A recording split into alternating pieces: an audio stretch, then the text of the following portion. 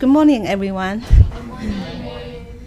I want to thank the grace of heaven, virtue of enlightening masters, mercy of transmitters, and confidence placed by all of you, senior lecturers, and all staff members here for the opportunity to learn to conduct this class. Staff member, cultivation, and virtue. I feel very inadequate to present this class. We have so many experience and very sincere and very virtuous transmitter and lecturers and senior members here. You have more experience than me. And second,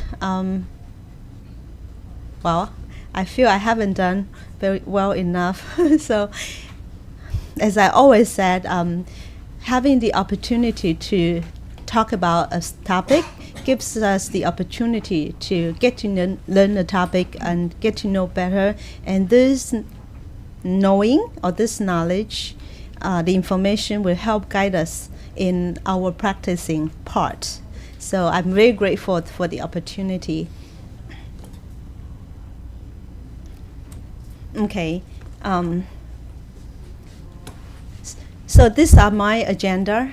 First, who are staff members, and then duties and mission of staff members, and virtues essential to staff members, and cultivation of staff members, and there's also the concluding part that I didn't put in here. Okay. So actually, all of us, I would say the majority, 90% of attendees today are staff members already. Okay, so who are the staff member? Actually, the beginning line of the doctrine of means says that all those what heaven conferred on us is called the Buddha nature, okay, or the true nature, and that's our spirituality, or we can also say like also it's a mandate. So whoever has heaven's mandate and also received the heavenly blessings can be considered as staff members. Okay, and also those who are helping with heaven's missions are considered staff members. But to be more specific, transmitting masters, temple masters, and hosts, of course including vice temple master or vice temple hosts, 副坛主, lecturers, speakers, and whoever has taken staff member vows are considered staff members. Okay. And when it comes to the more, we say, administrative or procedural aspect of it, whoever have attended the Dharma class and graduated from the Dharma class and attended or fulfill the class requirements of staff member classes, they are also staff members. But sometimes we also take one step further to also not just be a staff member in our function, in our actions, but also take the vow of a staff member. But I guess we have some changes over the time. I remember I took my staff member vow as soon as I graduated from the Dharma class on the same day. But I think we are more formal or more strict now. Usually you have to conclude the staff member training classes and fulfill the requirements, which includes the attendance record and also pass some tests, knowledge tests of some basic Tao principles and Tao concepts. Then you can become a staff member. Yeah, but really we are in a temple. We can all be a staff member to help with the Tao, with the temple, with Tao duties, with all Tao members here. I want to put in a line here. We have senior transmitters and senior lecturers. So anytime I made a mistake, just jump in and correct me so that I don't mislead others.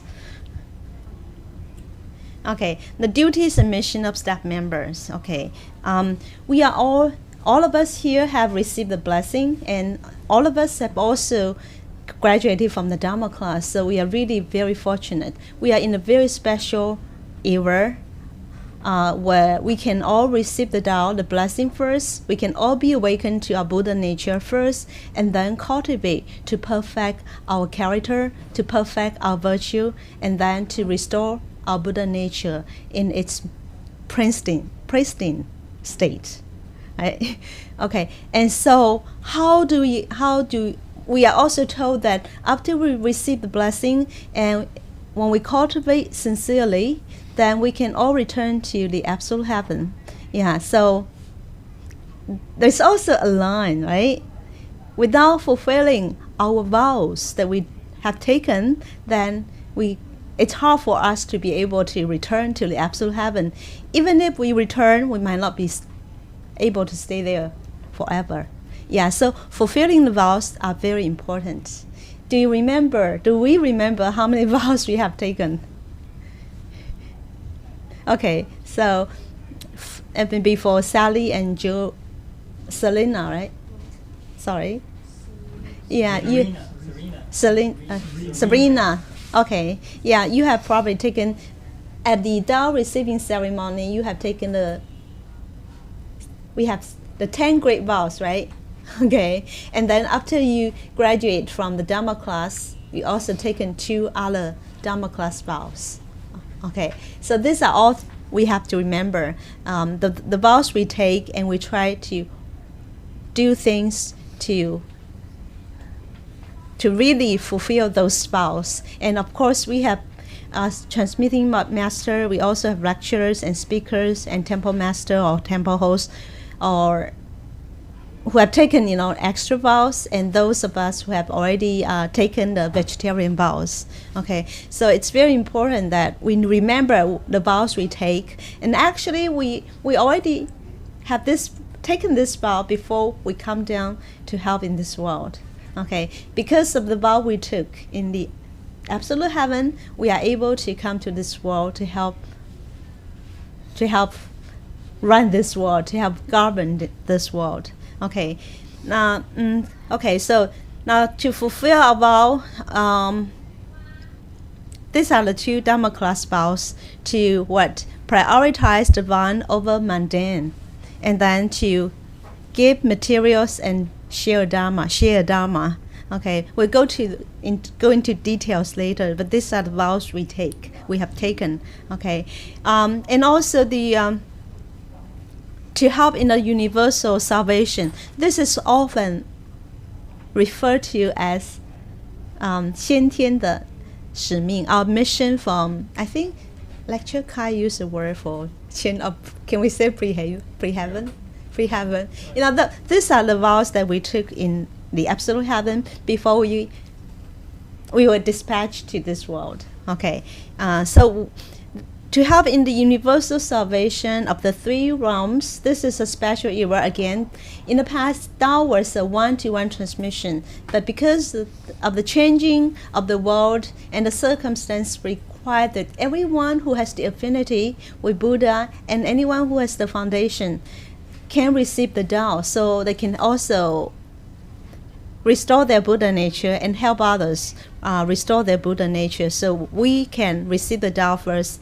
And so we have received this Tao, and we also want to help others receive this Tao so that we can awake them to their Buddha nature. Okay, and also to help them ferry to the shore of the enlightenment, or what we often learn as Anuttara Samyak Sambodhi. Okay, that's the Pali Nirvana. Okay, to help ferry. We use the word ferry because we often describe this mundane world as what? Bitter sea, right? Yeah. So the other shore, it would be. It's not really. It's a figurative speech. So it's just the place of perfect enlightenment where there's only peace, harmony, compassion, righteousness, benevolence. Everything is perfect. So this is our pre-heaven mission.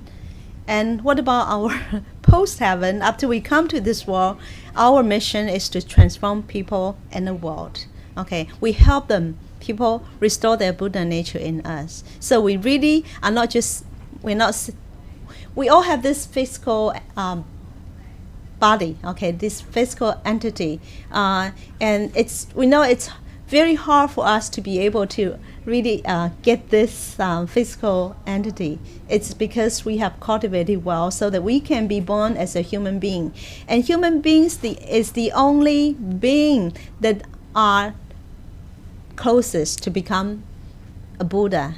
Yeah, so we have to really treasure this body, but remember, this body is the tour, okay? This is not our aim or our destination.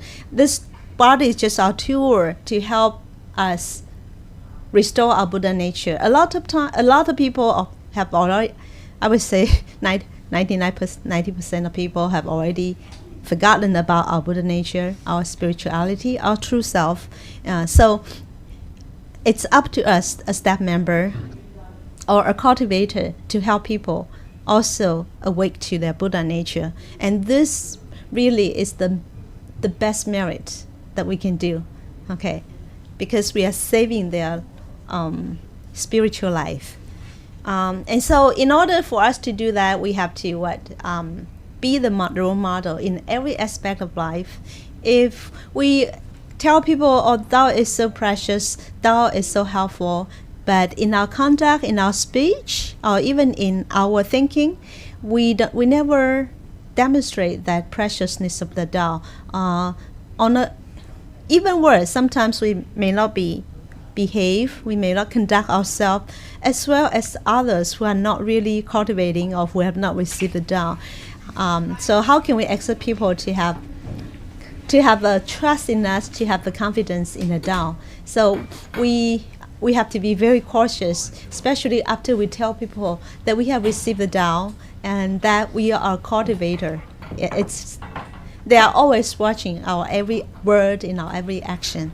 So we have to be careful, especially at temple, right? We have people who are also, we have fellow cultivators, we have new Tao members, we have people who come to watch but have not received the Tao. So it's very important that we really profess that dignity, that the preciousness of the Tao, the beautiful work that Tao has worked in us. Okay. And so if we can do that, then we can maybe encourage people or make it or facilitate people in receiving the Tao, and so they can also have the chance to restore their Buddha nature. And if everyone is very aware of their Buddha nature, aware of their potential, their inherent wisdom, the good quality, then we can together transform the world from what it is now into a haven of peace and purity. It's like a utopian world, okay? Always, or just like the film, or it's called The Lost Horizon. It's like a Shangri-La, perfect world. And so the other duty is that we have predecessors. We have like our grand predecessor of those people who pioneer the Tao, bring Taos to different territories, and so some of them might have a lot of missions, or might have a lot of aspirations, but they may not be able to really attain or accomplish their aspiration before they leave this world. So as staff member, we also have the obligation to carry on, to continue their mission, their unfinished mission and duties and the vows. Yeah. So remember, grand predecessor once said that you don't have to really like worship me or worship my body. Knowing that this is like the shelf that contains this spirituality. So what you really need to do is to continue to carry on the aspiration that I have. That's what grand predecessor said. And also we have to help with temple affairs and duties. Okay, which includes assist seniors such as transmitters and temple masters, or lecturers or other staff members. If we have to take the initiative, try to be aware, knowing what needs to be done. We need to develop the kind of keen awareness, knowing there are things that people have ignored or overlooked. Okay, that's one thing. And the other thing is when seniors such as transmitters or directors or lecturers or other senior members give us a task, then we have to really make sure that we follow through and that we get the whatever assignment accomplished. Okay, and then also to guide and look up to the juniors and new members. Okay, a lot of times we were also new members, and when we were in temple, sometimes we don't know what to do and how to do it. And especially when it comes to temple regulations and proprieties. So it's up to us, the staff member, who are supposedly better knowledgeable about these procedures, about these proprieties, about things to do, to guide them. Okay. Of course, we have to walk the talk, right? We have to we guide them, telling them what to do, but we also have to do, to do what we talk about. Okay, and also for new members here, they might not have a lot of friends, so sometimes they may feel a little, uneasy, feel out of place. So we have to always approach them with a sincere heart, try to keep them company and answer questions they might have, or maybe we can also initiate a conversation and try to share what we know about the Tao, about the benefits of coming to temple. Yeah, of course we have to do it with with some kind of we say some wisdom. We don't want to just keep talking without pausing to have them ask questions or have some kind of response. Yeah, because sometimes we have people who are very knowledgeable about the Tao, and so they will keep on talking forever without getting any feedback or any response. Or sometimes the other party might have to do something else, but they are too polite to interrupt us. So we also have to have that kind of awareness. And like at lunchtime, instead of just jumping to get our food and start eating, we need to look around, especially look up to the new people and see that they have something to eat, they have a napkin, and see if there's anything that they need to help. Okay, but a lot of times, like staff members, they're just concerned about themselves. They would just get their food and then just start eating without looking up to others. And that's how I was at the beginning, because when we first came to temple, we were looked after, and we were pampered. Yeah. So, but over time, we should develop the kind of consciousness, and we should really become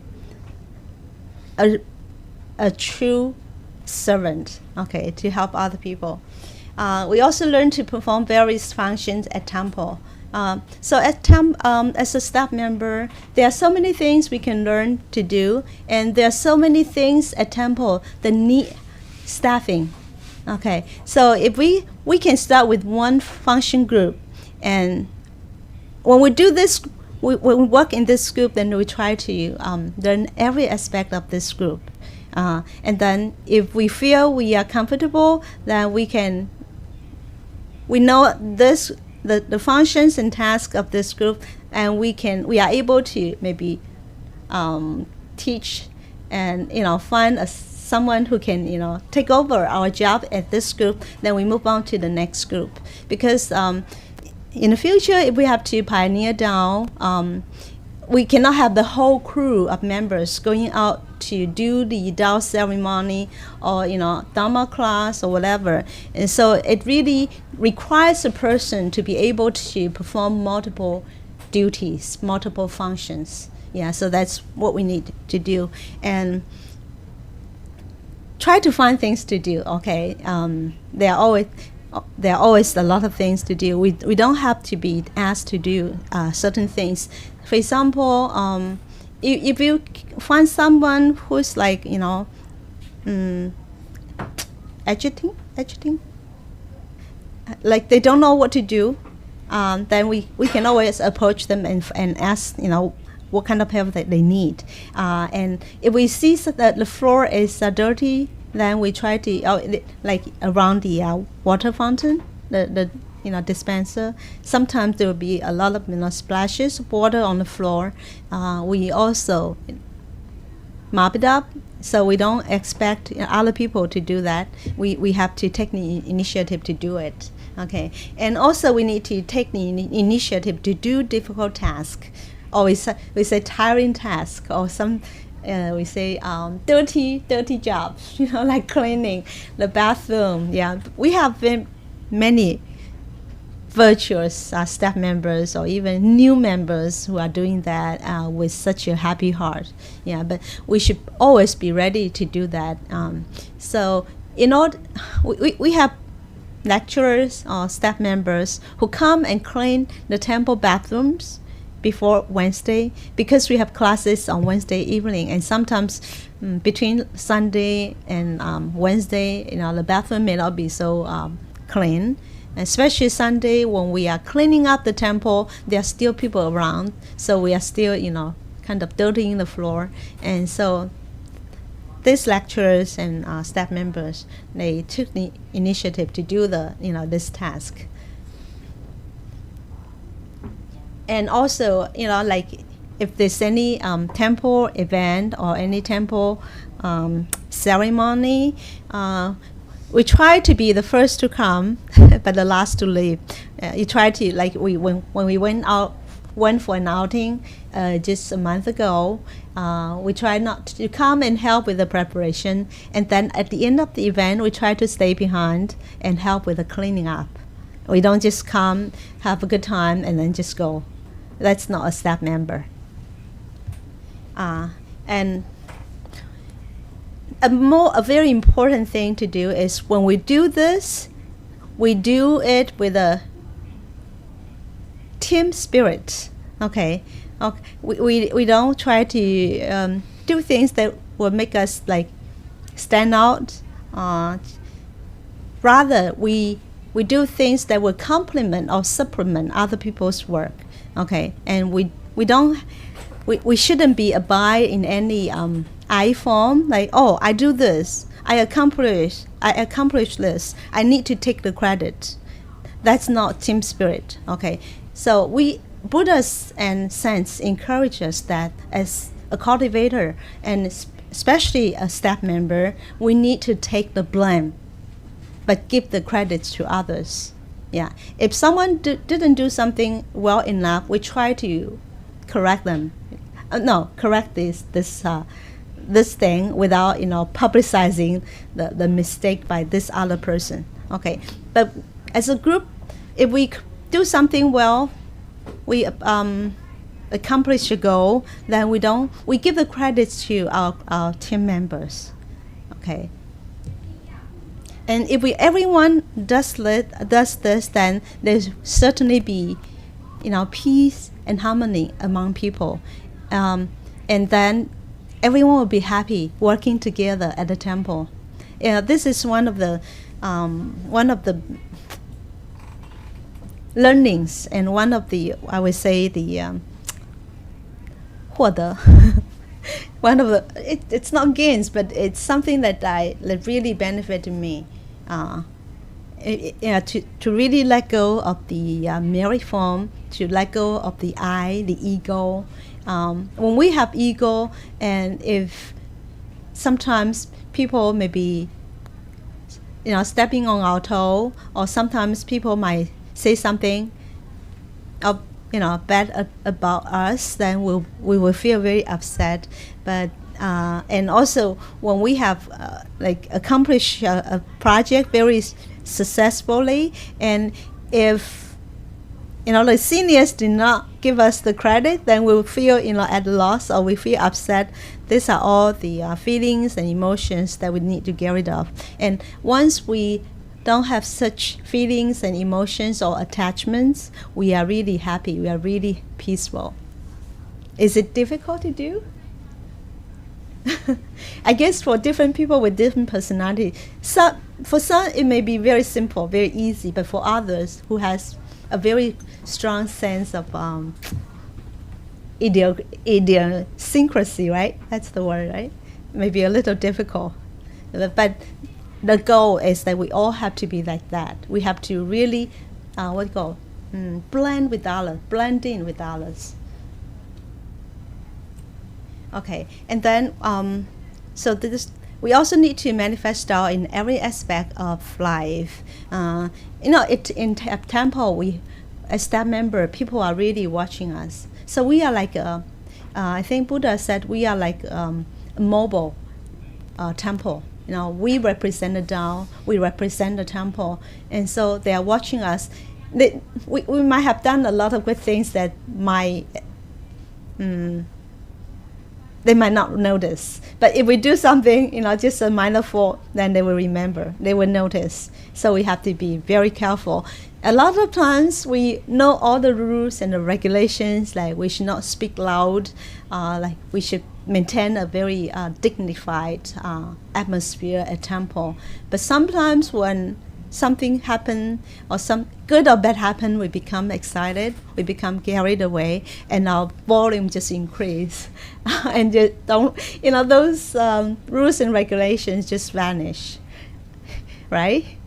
Yeah, so we have to, at temple, we have to, maintain a very solemn, serene, a very calm heart, so that we can always be very aware of what we are thinking, what we are doing, and what we are talking, what our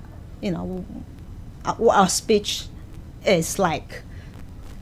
And also, because one of our mission, remember, is to ferry people to the other shore, to help them to receive the blessing. So it's very important that we also conduct ourselves well, to have the demeanor that befits a cultivator. Then people would agree, or they would see the preciousness of the Tao. Sometimes in a family, people, maybe the wife or the husband, they do a lot of merits at the temple, but at home they are their usual self. They still have temper, or they are not willing to help with the house chore. So how can they? The other part, the significant other who has not received the Tao, would he agree that Tao is good? Tao really makes a difference in us, right? So we have, if we want to encourage our family members, our friends, our co-workers to receive the Tao, then we are the person who have to really show, to manifest the preciousness of the Tao. I think there's so much to cover in this topic.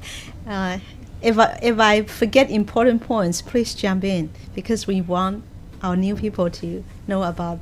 Okay.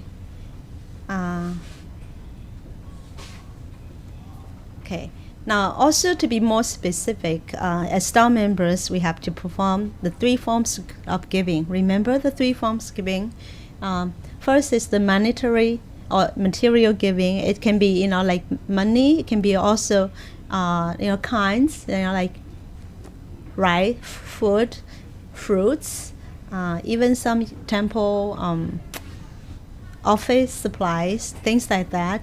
And also, the second one is to share Dharma. That's very very helpful to other people.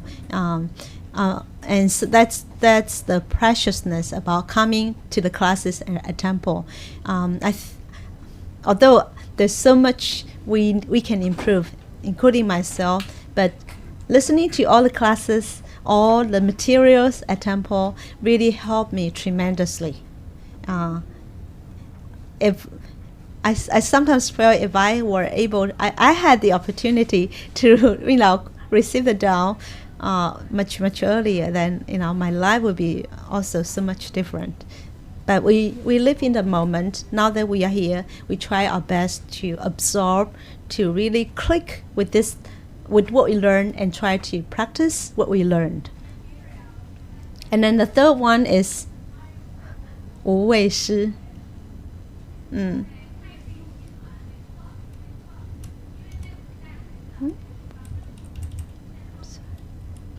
Okay. So what are the third 无畏师? It's I forgot the English. It's the giving of time, efforts. Like, for example, anyone would like to share with us what are the third form of giving?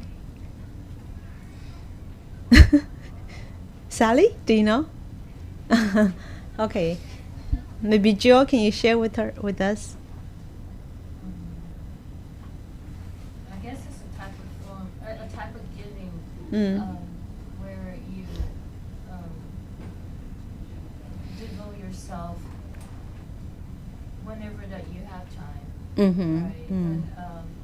And when it's time to do the duties,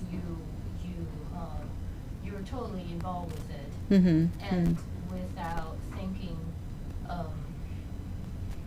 Basically, you just do it, so you don't think any other reason that you're doing it, but Okay. doing it for the good of everybody else. Okay, yeah, broadly speaking, that is what it is. Okay, but if you want to be more specific, these are any kinds of helping with the temple, with all sentient beings, beside the first two. Okay, for example, like, when we are in the temple, we help with cleaning, we help with cooking, we help giving people a ride to the temple, or sometimes we know our Dao members who has some kind of difficulty, like mental, some mental difficulty. They need someone to talk to. We lend our ear to them. That's also, like the third form, that kind of giving. Yeah. Okay, so these are just a partial list of the duties and missions of a staff member, and then these are the virtues that are essential to staff members. Okay, first of all, we have to have the gratitude. This is first and foremost. Okay, because without heaven, without our Heavenly Mother, with our heaven's grace and virtue of anatomy, let's talk about, it's our Heavenly Mother, or this Lao Mu, who gives us the Buddha nature. Okay, because Buddha nature is what gives us life. Okay, our biological parents give us this body, but without this Buddha nature, without this true self, we will not be alive. Okay, so we have to be very grateful. Okay, so and then second one, we have to grateful to all for the opportunity to fulfill our vows. We have received this Tao. We have also taken vows and the vow as a staff member, but we need to fulfill these vows. So we need to have the opportunity to do things, to perform merits. Yeah. So on the surface, it's like we are helping people or we are helping the temple, but in reality, without the temple, without other people, we wouldn't have the opportunity to fulfill the vows. And then, again, without fulfilling the vows, it's difficult. It's hard for us to return to the absolute heaven. Okay. And there are so many other things that we have to be grateful to. Okay. Even like in the temple, sometimes people give us some harsh criticism, or you might think they are giving us a hard time, but we still need to be grateful, because they are probably pointing to something that we are unaware of. And sometimes their attitude or their criticism is a good way to test our patience, our forbearance, right? Okay, yeah. Sometimes it's because of others. Others' attitude toward us, they kind of remind us of our attitude towards others. Okay, so we are like mirrors to each other. Okay, so we have to really be grateful to fellow cultivators. We have to be grateful to our family, especially we have people who are very dedicated to the temple duties, and they also have family, but their family are very supportive. We have the temple master in Iowa. She, Emmy, you know her. She's so dedicated. I always say she's like a superwoman. She can do so many things. But if her husband is not supportive, try to we say pull a leg, to prevent her from being so dedicated, then she would not be possible. So we also have to be very thankful for our family members, and sometimes people who are working and have to take a few days off in order to help with out-of-state Dharma class. We also have to thank, our employers or our co-workers for this help.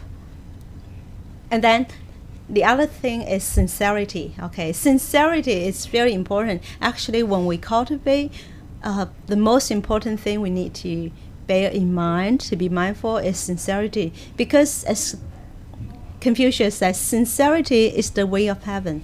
Okay, it does not have the heaven or the Tao has no judgments, has no partiality. It just does things as it's supposed to. It rains, it shines. It's just the way it should be. And this is also how we should be, sincere. Being sincere to ourselves, being sincere to others. So in Chinese, the sincerity is 忠 and 诚. Okay, so 忠 means to be faithful to our Buddha nature. And 诚 means we are faithful to others. Okay, so it's both towards us and towards others. Okay, now without sincerity, nothing can be achieved. Okay, so if we do things, Gio. Is it 信 also sincerity? Yeah, that's in Buddha nature. Mm-hmm. Right, that's a very important quality or attributes of being of our Buddha nature.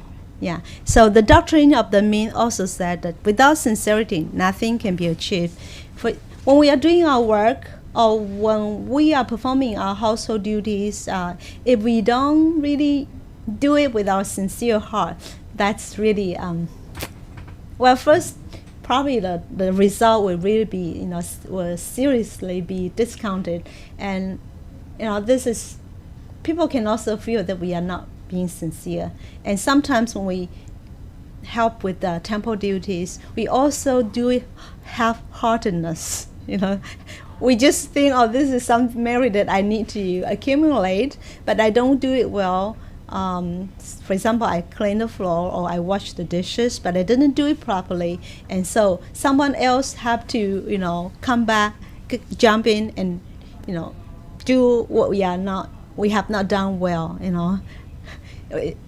So that, and if we do this, we really are hurting our own virtue, our own conscience, and we are also wasting, efforts and our time. So remember that when we do things, we really have to do it with a sincere heart. It's not just perfunctory work. Okay, if we do that, no credit, no merit. On the contrary, there might be demerits. Okay, so that's something we have to bear in mind. If we don't have the sincerity to do it, then, we might just swear that others do it. Okay, respectfulness. Okay, we have to be respectful to all people, not just to Buddhas and saints, and to all people, because we know we all have this Buddha nature, and we all probably are incarnations of Bodhisattva or some saint.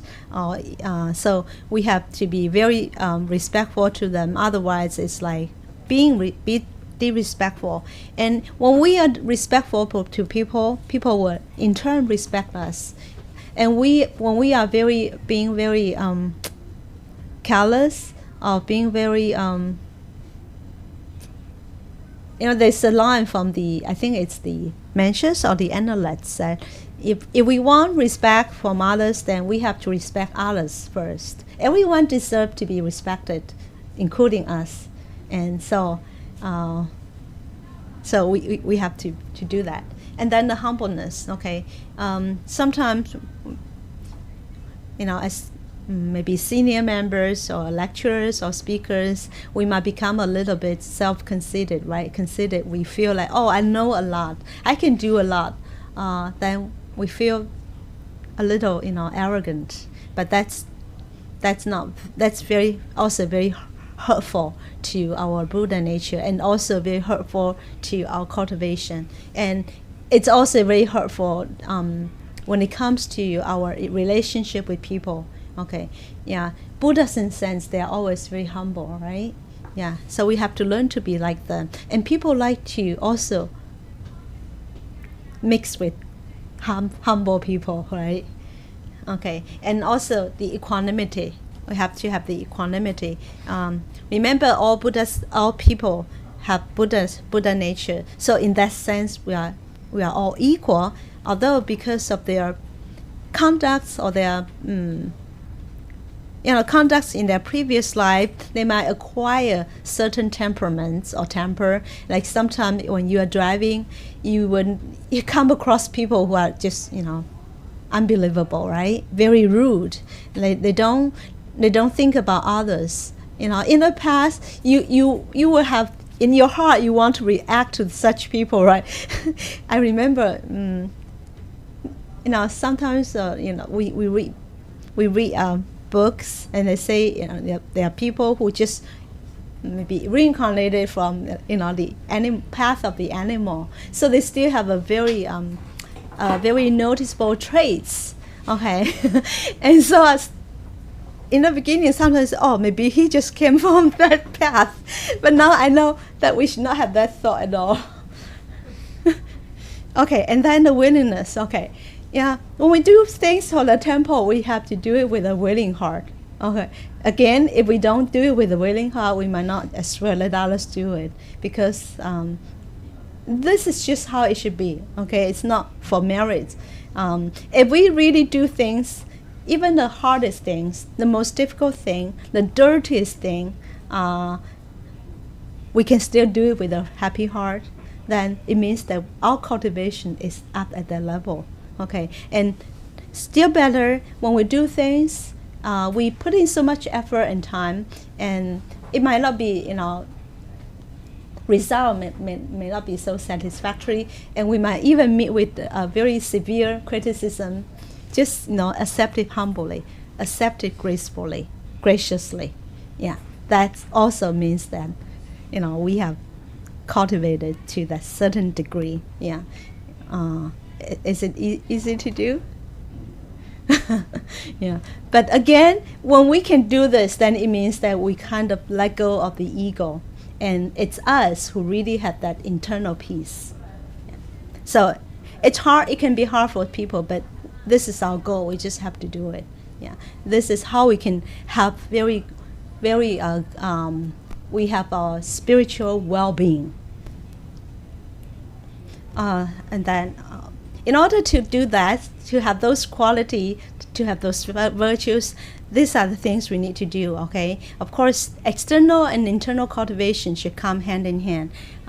Sometimes we might work more on this external, and other times we might work more on the internal. Like sometimes when we try to bring people to receive a Tao, and if we fail, then we reflect. Maybe it's because of what I said, or it may be because I haven't done well enough to convince them that Tao is something that's inseparable.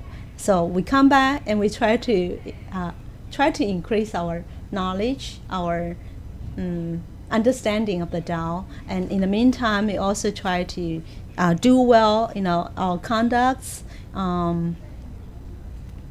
Try to also keep up, so we can convince people. And again, to emphasize, we have to emphasize mundane, divine over mundane. Okay, it doesn't mean that we just totally abandon our earthly, our worldly obligation. We have to first fulfill that. Okay, sometimes it doesn't mean that we fulfill our worthy obligation first, and then when I have time or energy, then I do temple duty. It can be, a good blend, a good balance. Okay, sometimes people say, when I retire or when I finish this project or when I have enough money, then I'll cultivate. But that's not it should be. Okay, we try to always find time, try to squeeze time to for cultivation. Okay, and so the good balance is like when you have some time at your leisure, at your disposal, instead of going to maybe a movie or going to a party, then we use that time to help with our duties. Okay, that's also emphasize divine over mundane. Okay, and again, we always do the cultivation or do the temple duties within our ability. Okay, so like I said earlier, we have to take care of our family. If we have a person sick at home, and then there's this Dharma class going on, I just totally just let it be. Come to the Dharma class, not worrying about what the family member will be. That's not right. We still have to take care of them first. So we have to have that sense of priority. What should take priority in certain circumstances.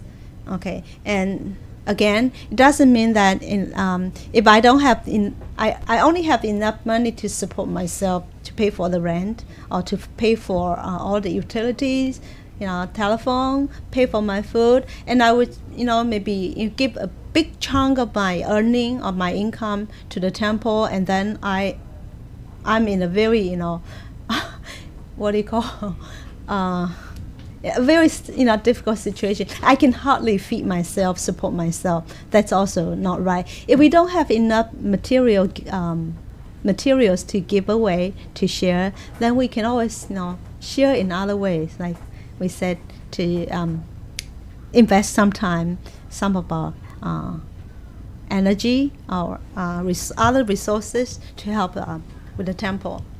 Okay, and then to respect masters and revere the Tao. Okay, this is going to be among the precepts, the 15 regulations prescribed by Buddha. Okay, so we have to respect masters. The master include, like predecessors, transmitters, or whoever can teach us, whoever has something to share with us.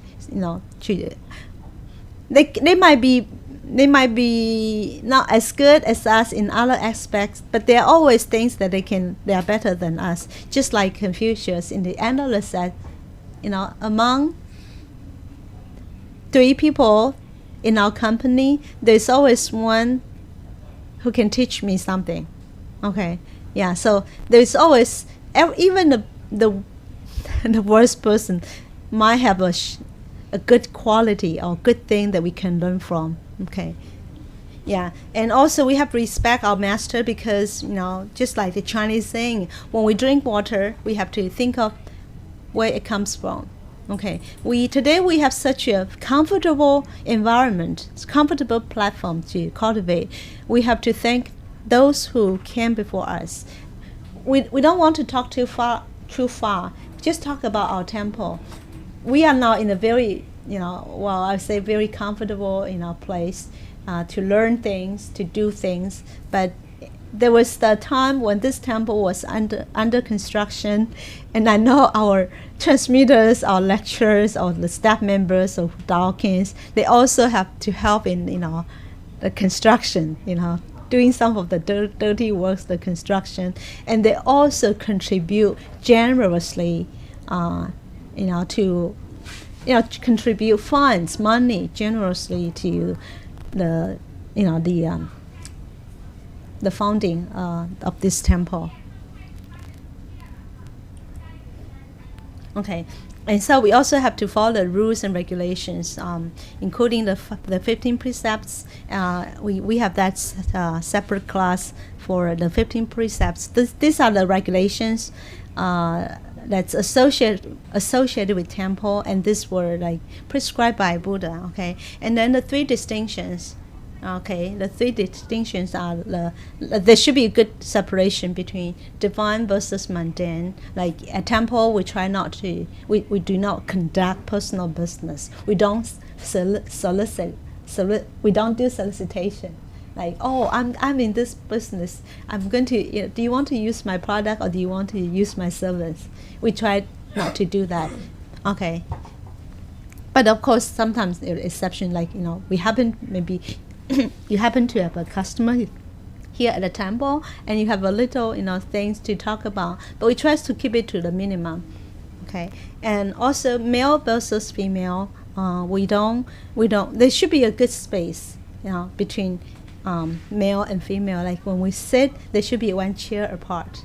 Okay. And when we like go into the main temple, there's a door for male and there's a door for female. And when we do the bowing, male first, or it's not like male and female bowing together.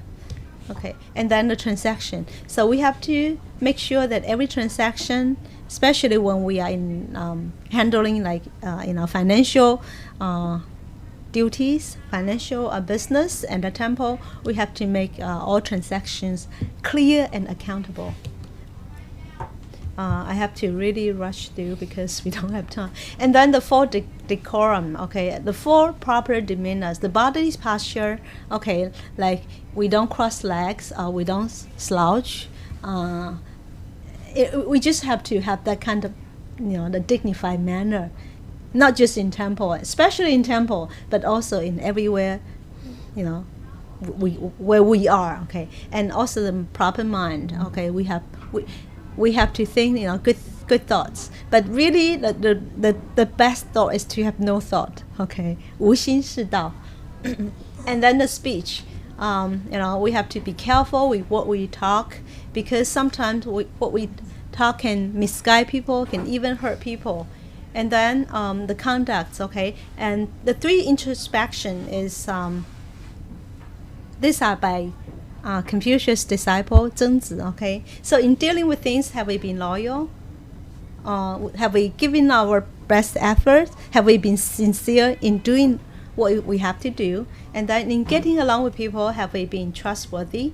Okay, have we been sincere? And also, do we practice what we learn? 传不习乎.